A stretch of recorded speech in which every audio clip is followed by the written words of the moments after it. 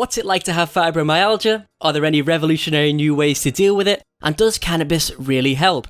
All that and more to come on episode number 12 of Ben's Learning Lounge. Today we'll be sitting down with Alex, also known online as Invisibly Chronic, to talk a little bit about fibromyalgia, emetophobia, and the role childhood trauma might have in influencing those conditions. Feel free to look in the description for some timestamps of noteworthy conversations that were had throughout the episode. I hope you enjoy. So first of all, we're going to ease our way into this lovely topic, heartwarming topic. Tell me a bit about like who you are and where you come from and what you do, all that kind of stuff. Okay, well, I am 24. I just turned 24. I'm from Quebec, Canada, so I'm French Canadian. I lived in the UK for a bit, and with the pandemic, losing my job, I decided to start an Instagram page and a blog, and I've just been doing that. Now I've moved back to Canada, living with my mom, and yeah, just been doing that pretty much. Oh, it's a shame to hear about the job loss as well during COVID. So many people have managed to lose their jobs through that. Yeah, it was crazy. Hey, I mean, you've come from, whereabouts were you in the UK?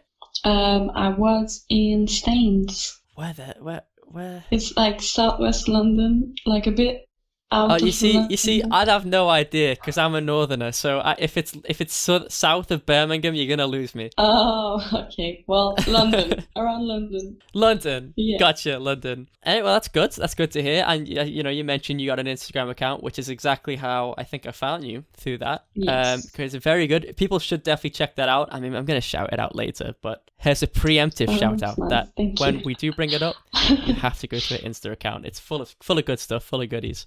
So, what I know about you, Alexia, is that you have fibromyalgia.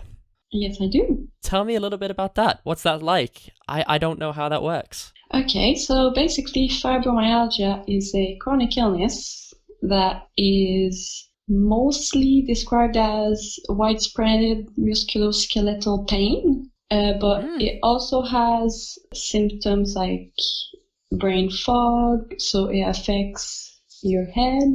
It's also related to, mood issues and sleep and fatigue. Yeah, that's pretty much that. It has over like 200 symptoms. I'm sorry. You can't just gloss. You can't just say, "Oh yeah, by the way, it's a musculoskeletal thing. You get kind of tired and sometimes. And there's 200 other things. Just so you know, like what kind of breadth of symptoms would you say that you get with it? Oh my goodness, so many. Oh no. For example, I get a lot of brain fog. I get basically chronic headaches all the time, a lot of pain everywhere, a lot of fatigue as well. What kind of pain is that? Like, is that what does it feel like to have pain? That's, what is it, like skeletal? It feels like basically you worked out way too much and you're really sore, but all the time and everywhere. It's also affecting the joints, so it's not necessarily like one kind of pain. It's like loads of different ones. There's moving pain, there is like pins and needles, like I get them in my hands and feet. I get muscle spasms. There's like some feeling of electric shocks sometimes. Like it's really random. Yeah, it sounds like you get like the potluck version of pain there. Yeah. How would you rate the level of pain then for you personally, and does that change from person to person? I think it does. I really think it does differ from person to person because everyone feels pain differently, feels everything differently basically.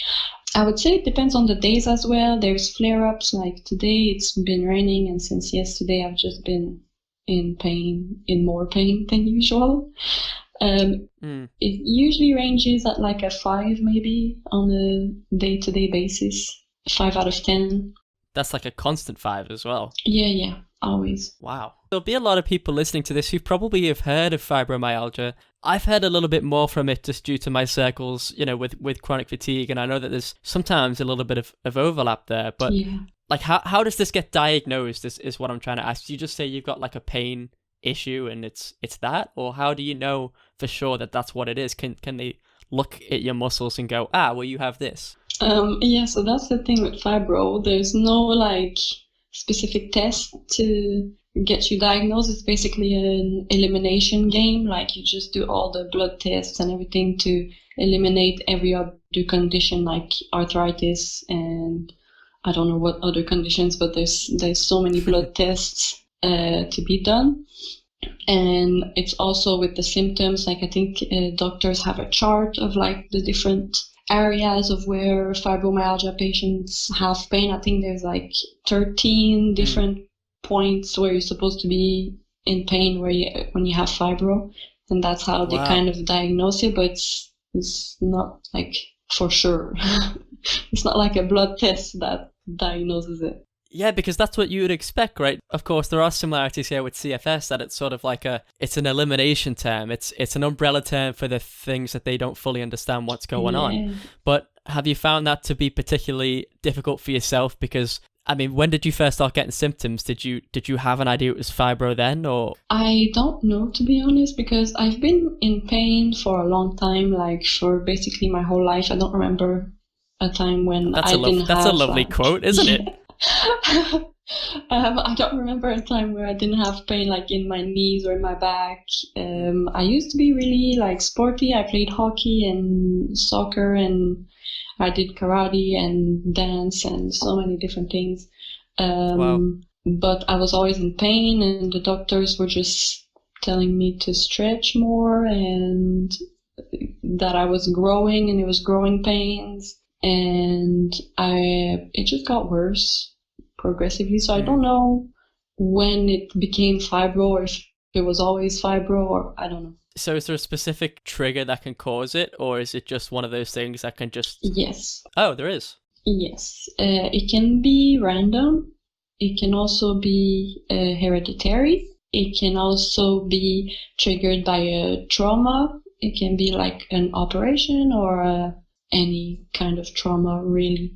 Yeah, I think that's pretty much it. It's not just a completely random event. There are things that can cause it, but it's not fully understood what it is at the same time too. Yeah. Wow. Obviously, I'm not trying to treat you like you're the know-it-all Miss Fibro over here, but do you know if there's like any more studies going into it that look promising about how it works? Because it seems through a lot of conditions now that we're learning about, but we don't know enough about to actually get onto realistic solutions. Yeah, I don't know, to be honest. I have no idea. I'm always researching, always trying to find new ways to manage it and see if there's, interesting research out there, but I haven't found much that is like really recent. I see. And is your diagnosis of it, is that like confirmed now by a doctor, or is it just something that you've had to label yourself because you haven't been told anything else? Yeah, diagnosed by my doctor. And did he know what it was properly as well? Because I found with CFS that I've personally seen my doctor Google that, which was the most the most heart-dropping thing, is to be like, yeah, that's doctor, I have CFS, and they're like, hang on, let me just Google that. And you're like, yeah, I can tell you the Wikipedia page if you want. Yeah, I've had that happen. Oh. Not with my doctor at the moment, because he's always been my doctor basically since I became an adult. He was my mom's doctor, so he became mine. But since I moved to the UK, I didn't have him anymore, so I used my visa over there. Right. So I saw a few different doctors before, like, finding one that would listen. But yeah, I did have a few appointments with a few different doctors that were like Googling what it was. And yeah, and it's just going to be one of those appointments when they go, yeah, that looks chronic, good luck. Yeah, one of those pretty much useless appointments. Have you found people to be understanding of your condition that you talk to? Like, would you say you bring it up with people, or do you often like not let them know?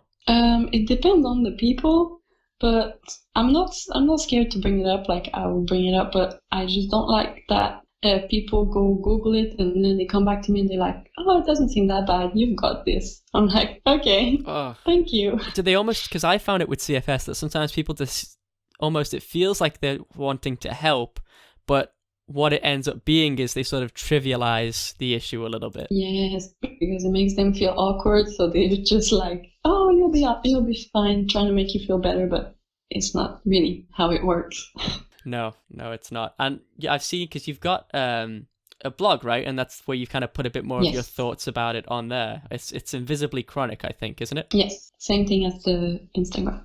As the Instagram. And the brilliant thing about YouTube is I'll flash a little thing up that will show you, so you can go to it, and it will also be in the description too, so you can check it out on there.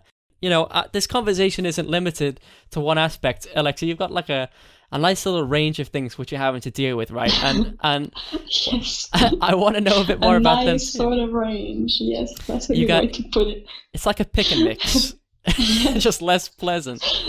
This is how you put it in your bio. I've read a bit more about what these are, but there's people who might read it and go, "Oh, what's that about?" So you got GAD, PD, and Emetophobia. Mm-hmm. So to me, that just sounds like a bunch of letters. So I want to know. Yeah, because it didn't fit in the bio. I had to just. I see. So GAD, you'll see why it didn't fit. Is generalized anxiety disorder. Oh, okay. Yeah, that's a big word. Yeah, and the PD is panic disorder, and then emetophobia. Emetophobia doesn't help me any more than before. That's basically irrational fear of vomiting. I see. Wow, that's a trio. So are they also things that have been with you as long as Fibro has? Or would you say they're related or not? I don't know. They could be, because I know anxiety and stress is also a trigger for fibro flares. And but I don't know. I've been anxious my whole life. I think it's just in my blood. My mom is, my granddad is. It's just, But for the panic disorder and the emetophobia, that started more when I think I was around 10. It was like one evening I was sick. I didn't make it to the toilet, and apparently I was old enough to be able to make it to the toilet, and I was sick on the stairs, and I was made to clear it up. So after that, I was just always panicking about being sick and where I was going to be sick and how it was going to. So yes. So you think it's all like pinpointed to a sort of slightly traumatic experience when you were 10? I think that my emetophobia and panic disorder are definitely related to that incident. I mean, I don't know for sure, but I've been in therapy a few times, and that's what we came to the conclusion of. I see. And don't you find it surely quite interesting that such a thing that can influence your life, such a big thing that's quite conceptual too. It's not, this panic disorder and emetophobia aren't just like, oh, well, we can see that if you look at that, your finger there, we can tell that you've got it. It's such a conceptual thing. But isn't it strange how it comes from one experience? These things can sort of come out, and especially when you're 10. And it's not a big experience either. It's like, it's being sick. It's just at this particular time, it really traumatized me. And then from then on, my brain is just always thinking that something's going to happen. I'm going to be sick. And do you think, because I've heard people say that they have anxiety, what do you think is different between when people sometimes say they have anxiety as sort of like a bit of a half pun? I've definitely heard people go like, oh, I don't know, I've got anxiety.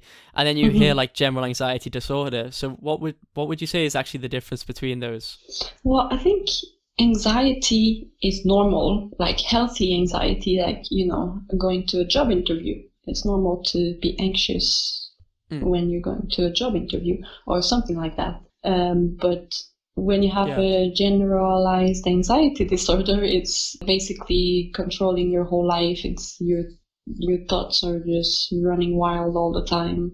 It's for everything. It's not just for like specific events that would call for anxiety, for example. Right, I see. And when have you found that to be like a problematic thing for you? It's problematic with food, eating, because it's related to my panic disorder and my emetophobia as well. But it was also for me, my anxiety disorder is also social. So like going out, right, just outside of my house is like scary. Basically just, seeing people out there. Yeah. Do you ever have like a split consciousness about it though? Because is there like a part of your brain that kind of says, hey Alexia, you know that there's no real danger out there, like what's going on? And then there's also that part of you which is overwhelmingly telling you that you need to panic. Yes, that's exactly it. There's the real me, and then there's the brain that does everything it wants. Would you say that there's any things that have actually been helpful for you? Because there'll be a lot of people listening to this as well who will have fibro, or maybe will have general anxiety disorder, panic disorder, emetophobia. I know that's quite a bloody range of things, but is there anything in particular which have you found to be helpful for you? Yes, there are a few things that help me manage everything. So there's meditating. I'm not very good at it these days. I don't do it often, but in the past, when I was more consistent at it, it did help a lot. And I'm trying to get back into it more. I've been doing it for like 2-3 days in a row now. Also, breathing exercises for anxiety and panic. It helps a lot, like belly breathing. It helps regulate your nervous system. Belly breathing? Yes. YouTube it. I will. I've never heard of belly breathing. I like to keep my breathing in my chest. Thank you very much. I know that's what my lungs are, so I'm kind of scared to breathe anywhere else. So basically, when you're always like shallow breathing from your chest, it doesn't bring as much oxygen to your brain as when you expand through your belly. I see. All right, and is that the same kind of stuff? Do you think when they tell singers to like sing from their diaphragm? It sounds like a similar thing. Yes. I would think it would probably be similar. Oh, so you're not claiming to be a singer as well? That's unfortunate. I was hoping we were going to get a ballad at the end of this podcast. I'm really not. You can always hope, but nope, I'm not a singer. What else has helped? Cannabis. Cannabis has helped a lot. I have a medical prescription now. Yeah, I definitely see that's a common theme that you have on your Instagram about how that's actually helped you, which is really interesting because I've heard about CBT before and I'm quite naive to it. I just know people say it can be good for like arthritis and that type of stuff. Mm-hmm. Is it just like a pain reliever? How does it work? It helps with a lot of different things. It's anti-inflammatory. It helps with the pain. It helps with regulating your sleep. Yeah, wow. It's actually really good. And with the CBD and THC, you can always get the nice dosage for you so that you don't feel high. It just helps your pain. So that's good. See, is cannabis then therefore what would you say is the difference between cannabis and CBD? Do they both achieve the same results? So it's two different things. Basically, in the cannabis plant, you can have THC and CBD, and they're the two different compounds, but they also divide in a lot of different other compounds. But the main ones are CBD and THC. CBD is the one that doesn't get you high. It's the one that most people take in oil form, or it's pretty legal everywhere. The other one is THC. That's the one that does get you high. But I find that having the both of them together helps the pain and the nausea and all of that the best. I see. And can you get that legally within Canada? Yes. I see. That's obviously, that must be a big help then. Therefore, you're not getting in any trouble because of something which is very helpful towards your medical condition. Yeah, it was it could have been a problem when I was in the UK, but it wasn't. Yeah. Sorry. That was a strategic cough. That's what that was.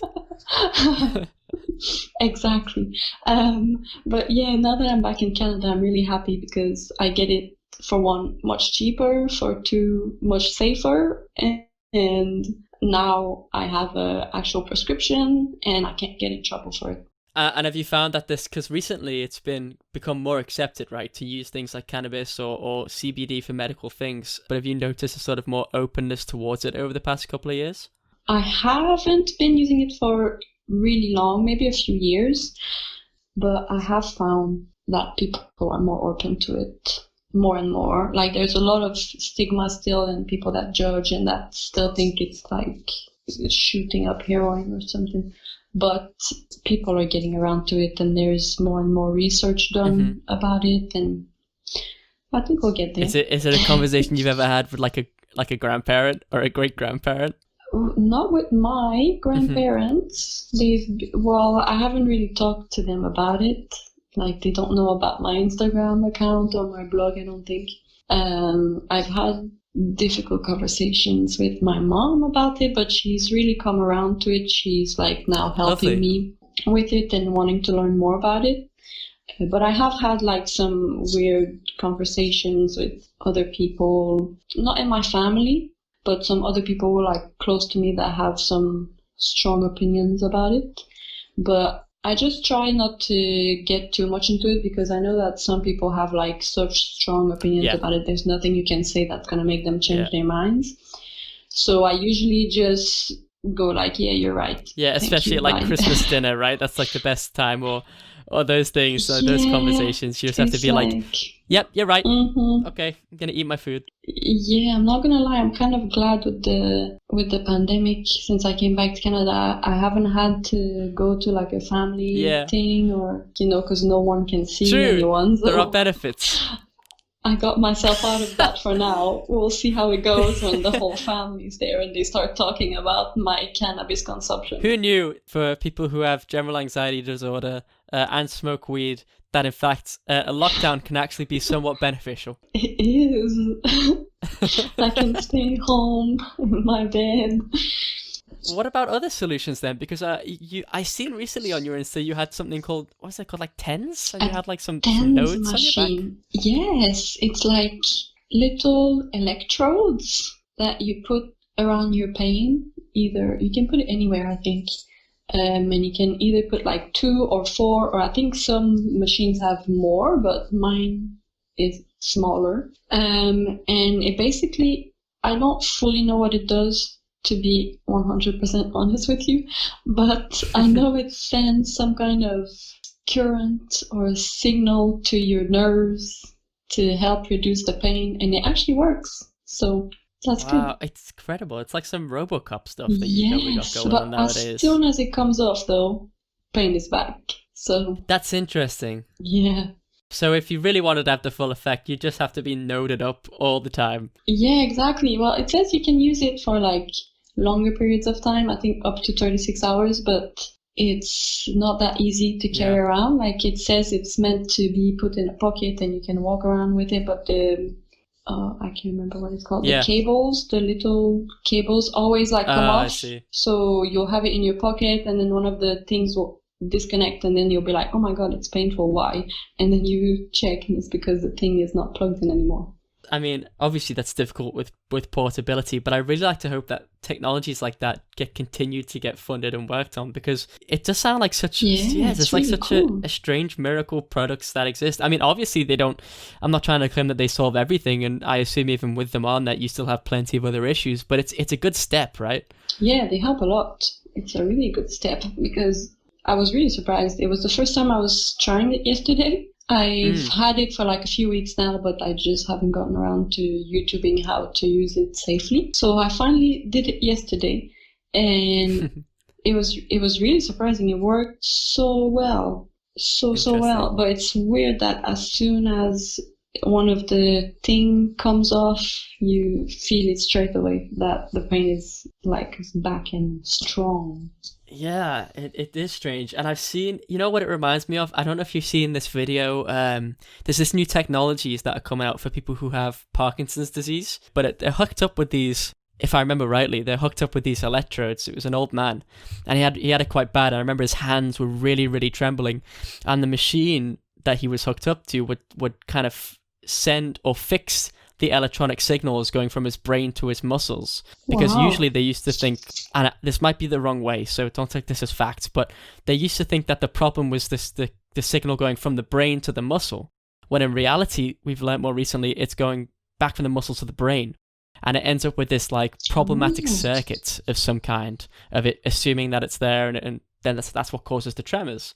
So the machine then would fix that, and as soon as it turns on, within 2 seconds of it turning on, the man had no tremors, just completely gone. This old man who was completely shaking. That's isn't crazy. it? And but it just reminds me, because as soon as it's turned off again, only a few seconds later, he starts shaking once more. He came back. Just completely. And it really works, but you have to always have it on. Yeah, it's interesting how we're learning more about these, like you said, was it musculoskeletal sort of conditions that seem to all be caused by, electric neurons and, well, that's not the right word to use. It seems to be in the nerves. Yeah.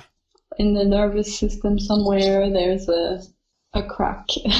Yeah, it's a good way of it's putting it. It's not working properly. It's difficult to identify, I suppose, as well. It's probably why it's never really been as understood till it is now, even in just slightly better, because how are you going to notice, 50 years ago, really, if you got a problem with, one little nerve with a little electron? 50 years ago, really, if you got... Yeah. It's so specific. It is. It's crazy. Yeah, and I'm sure you know more than anyone else about how that is. You also brought up in one of your earlier posts that you were trying to microdose. You're using psilocybin mushrooms. Yes, I did that for a bit, and I want to do it again. Oh, okay. So you found it useful? Yes, so useful. It was amazing, to be honest. Every microdose day was the best day. Like a little Christmas, a little expensive Christmas. Yeah. And it doesn't make you feel like you're tripping or anything. It's really so small of a dose. It's just really uplifting, and it really helps with focus and creativity. It really motivated me, to be honest. I'm not gonna lie. When I did take it, I felt so motivated. Really? So wow! So it actually impacts your, not just as well as your physical feeling, but your mood as well. Yeah, because it's it ups your serotonin levels. So I think that's why. So it's a little bit like an antidepressant at the same time. Yes. So I want to get back to it, but it's hard to acquire. Yeah, I can imagine, because I suppose that stuff is a lot less, above board market. You can't just go to your local Tesco, right? No. But I think it's worth mentioning before I get in trouble from some people is that this stuff is obviously experimental, right? I'll let you mention it for yourself, but I assume one of the reasons why you're trying this stuff isn't out of just f it, I'll give it a go. It's very much because of desperation, right? When it comes with these conditions, that you're more likely to try more extreme ways to try and help the condition. Yeah, I'll try anything, to be honest. I've also thought of trying microdosing LSD, because I've heard really good things about it for panic disorders and anxiety disorders as well. But that's the same as psilocybin. It's not, you need to do a bit more research to be able to get it and be sure what you're getting. I know in the US they've started doing some research with psilocybin. I think it was legalized in Oregon. Wow. Not too long ago for medical treatment. Yeah. It's cool. It does sound cool. I find it interesting that things like microdosing, that was a thing which I believe was looked at in the 50s and 60s, right? It was sort of they sort of came a bit more into Western culture. A lot of hippies were using it. It got researched a little bit further. And then there was that whole war on drugs thing that came along, and that whole thing just kind of got scrapped. It all stopped the whole research of everything, cannabis and all the other things that can be really helpful. And when the war on drugs started, it just stopped everything. And it's just now that they're starting to research again and see that it can be legalized and it's not the devil. It can be, yeah, it's not the devil. That's an interesting thing. I mean, there are personally, there should be classifications of drugs for ones that can be helpful for people and ones that are just straight up, you shouldn't really be taking that, because I don't believe that things like cocaine should be anywhere near the same level of danger aspect to something like cannabis. No. I agree with you. I really agree. And it's also worth mentioning that even cannabis and psilocybin and all that, it's not good for everyone. I know that some people it doesn't do anything for them, and that's fine too. To each their own. Is there anything that you found that people don't understand about your condition or conditions but you wish that they would upon meeting you? Yeah, well, it's that they're all invisible, basically. Unless, like, you see me right now in my bed, then you'll probably know that something is not 100% right.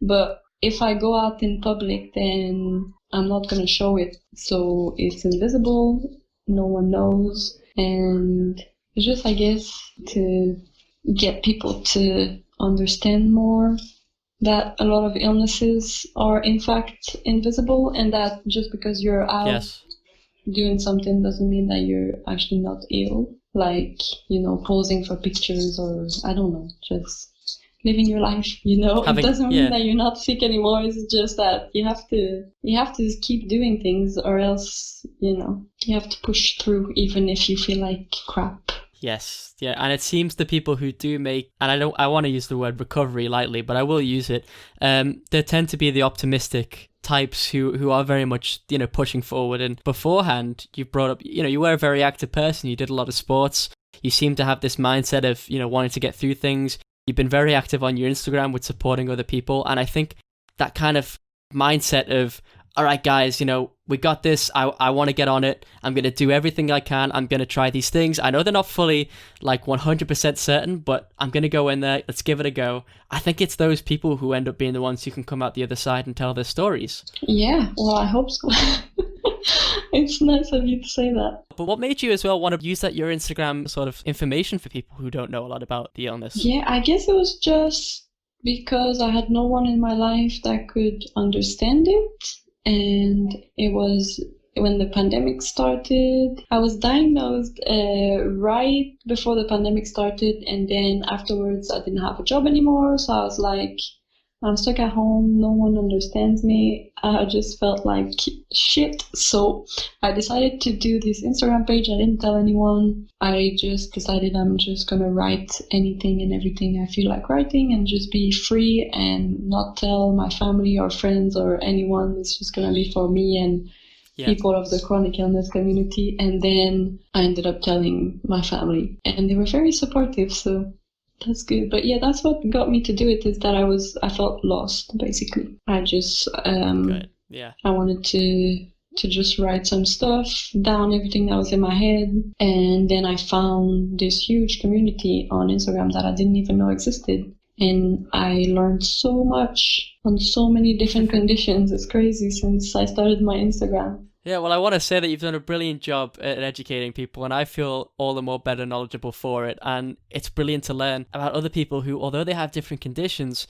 often have very similar struggles, right? Yes, it's so true. We can all relate, even if we don't have the same conditions, I feel like. Yeah, I agree, and we can all laugh at the same chronic illness memes. Yes. It helps, right? Yes, it does. It really does. So, is there anything else you'd like to bring up before I wrap this bad boy up? I don't think so. No, it's been one of those things you think about it afterwards. But if you did, I mean, people are gonna.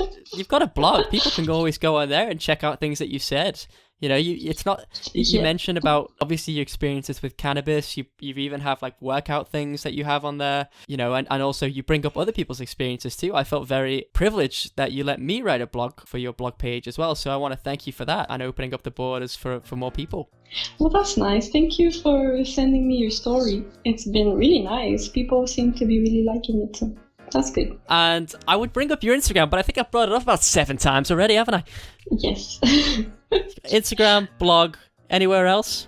No, that's pretty much it. That's it. That's the full marks. That's all you need, guys. You'll find her. She's if you follow me, she'll there's a big community of people out there. She's there. It's like Kevin Bacon. She's always 5 links away. Exactly. All right. Thank you very much, Alexia. Thank you for your time. Thank you.